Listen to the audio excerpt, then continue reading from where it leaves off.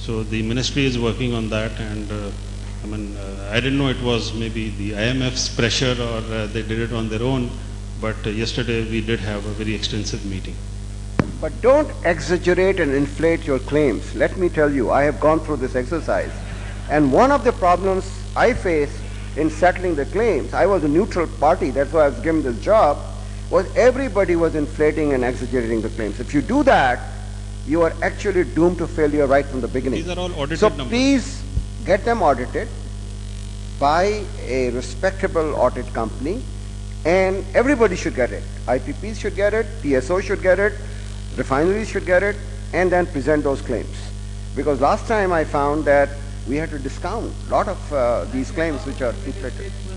My billing are absolutely correct. I'm glad. I'm very happy.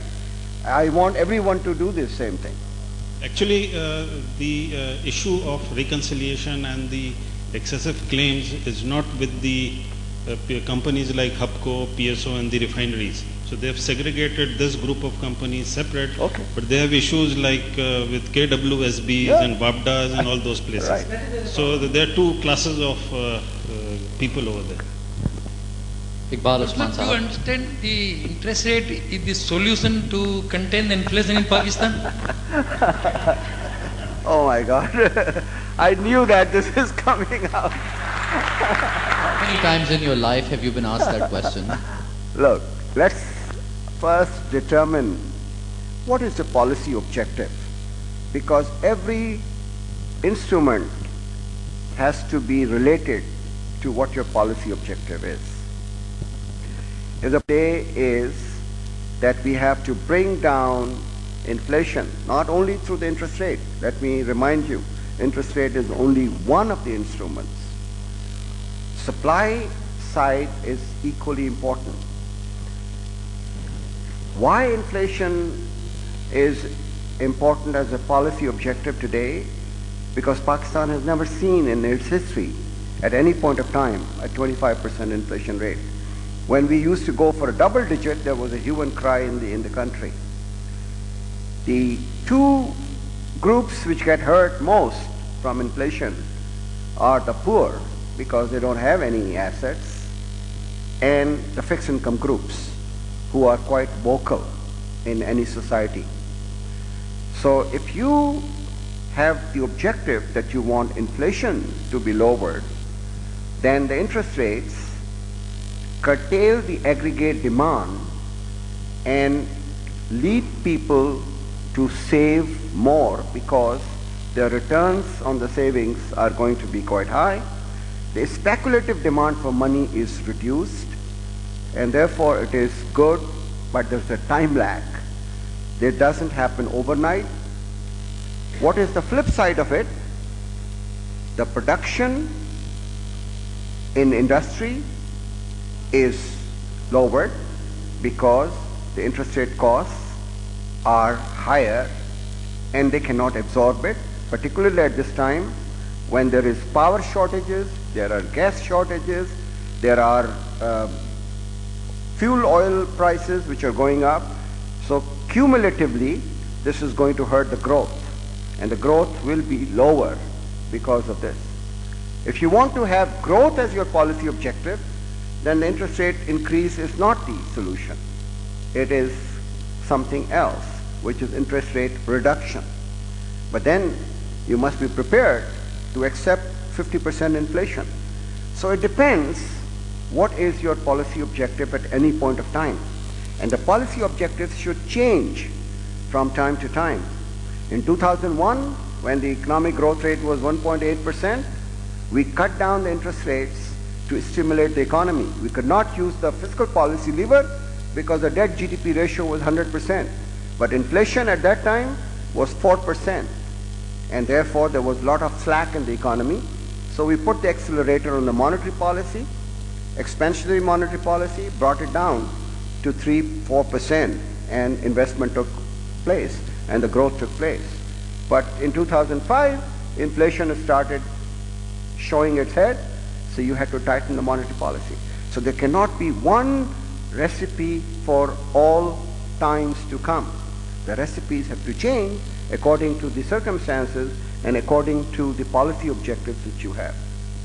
Sir, there has been a lot of talk about the Fiscal Responsibility Act as well, and the governor, the current governor, has been very vocal in her criticism of the continued patterns of government borrowing, and obviously you're caught in that catch-22 situation. Yeah. Your comments on that?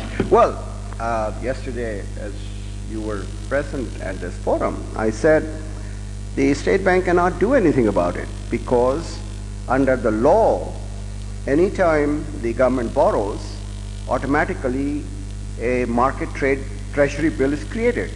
There's an automatic linkage. So unless you change the law and make it a part of the Fiscal Responsibility Act, whereby there is a ceiling on the government borrowing in the State Bank, this is something which will happen.